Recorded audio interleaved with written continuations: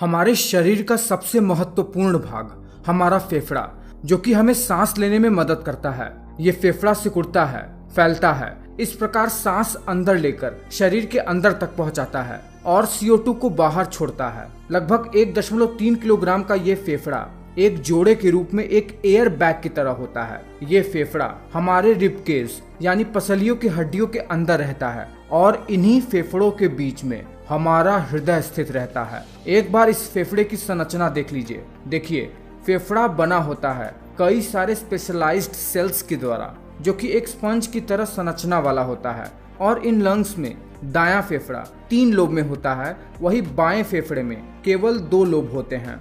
ये फेफड़ा श्वास नली द्वारा हमारे नाक से जुड़ा रहता है। सबसे पहले नाक होती है, फिर उससे जुड़ा होता है ये फेरिंग्स, जो कि कनेक्टेड रहता है इस विंड पाइप से, जिसे ट्रैकिया भी कहते हैं। और ये विंड पाइप फेफड़ों में आने तक 2 भागों में बंट जाते हैं, जहां ये फेफड़ों में बिल्कुल पेड़ों की जड़ की तरह फैल जाते हैं, बहुत सारी शाखाओं में, जहां इन जड़ जैसी शाखाओं के अंत में बिल्कुल एक गोल बॉल की तरह एक संरचना होती है, जिसे एल्वोलाई कहते हैं। और ये जड़ जैसी संरचना होती है फेफड़े के अंदर। तो अगर हमें ये जानना है कि फेफड़ा काम कैसे करता है, तो सबसे पहले हमें ये जानना होगा कि मनुष्य सांस कैसे लेता है। देखिए, फेफड़ों द्वारा सांस लेना सही मायने में देखें तो एक अनैच्छिक क्रिया है। मतलब अगर हम चाहें भी तो इस क्रिया पर अपना नियंत्रण नहीं कर सकते हैं।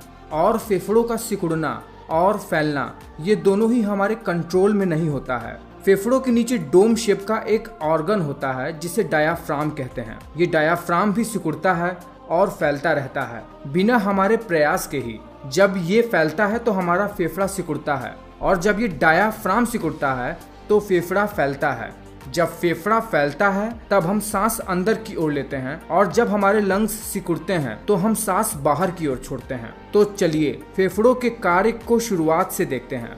देखिए, पहले तो डायाफ्राम के सिकुड़ने से फेफड़ा फैलता है, जिसकी सहायता से नाक सांस यानी एयर को भी अंदर की ओर लेती है, जो नाक यानी नेजल कैविटी से होते हुए श्वसन क्रिया में शामिल हो जाती है। आप देखते हैं कि नाक के अंदर कुछ चिपचिपा सा पदार्थ होता है। जब नाक से वायु को अंदर की ओर लेते हैं तो इस एयर में बहुत सारे वायरसेस, बैक्टीरिया और पैथोजेंस होते हैं, और नाक में मौजूद ये चिपचिपा पदार्थ, जिसे म्यूकस भी कहते हैं, अपने अंदर इन वायरसेस, बैक्टीरिया को चिपका कर शरीर में अंदर जाने से ही रोक देता है।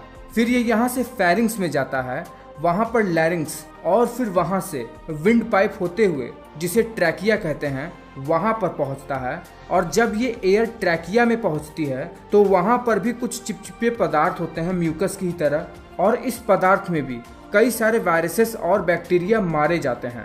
फिर ये विंड पाइप 2 भागों में बंट जाता है, और इन 2 भागों में बटे हुए शाखाओं को ब्रोंकाई कहते हैं।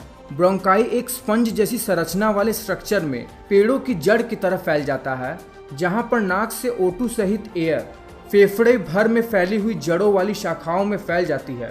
और इन जड़ जैसी शाखाओं के अंत में एक गोल बॉल की तरह छोटे छोटे एयर बैग्स जैसी संरचना होती है, जिसे एल्वेलाई कहते हैं, जिसके ऊपर blood vessels, mainly blood capillaries, चिपकी हुई होती हैं। जब एयर एल्वेलाई पर आती है तो वहां से O2 के मॉलिक्यूल्स चिपके हुए ब्लड कैपिलरी में मौजूद ब्लड के हीमोग्लोबिन के साथ बाइंड हो जाते हैं। फिर ये ब्लड मनुष्य के हृदय की तरफ बढ़ता है, जहां से पूरे शरीर में ये ब्लड फैल जाता है। पर जब एयर में O2 हीमोग्लोबिन के साथ बाइंड होती है, तब उसी समय ब्लड में मौजूद CO2 गैस इस एल्वेलाई के पास अंदर जाकर डिफ्यूजन के द्वारा इस एल्वेलाई के अंदर डिफ्यूजन द्वारा चला जाता है, जहां से फेफड़ा इन CO2 गैसेस को शरीर से बाहर निकाल देता है। नाक के द्वारा जो हम गैसेस एक्सहेल करते हैं, वो यही CO2 गैस ही होती हैं, जो कि मेनली वेस्टेज होती हैं। तो आप समझ ही गए होंगे कि फेफड़ा काम कैसे करता है और ये ह्यूमन बॉडी के लिए कितना इम्पोर्टेंट है।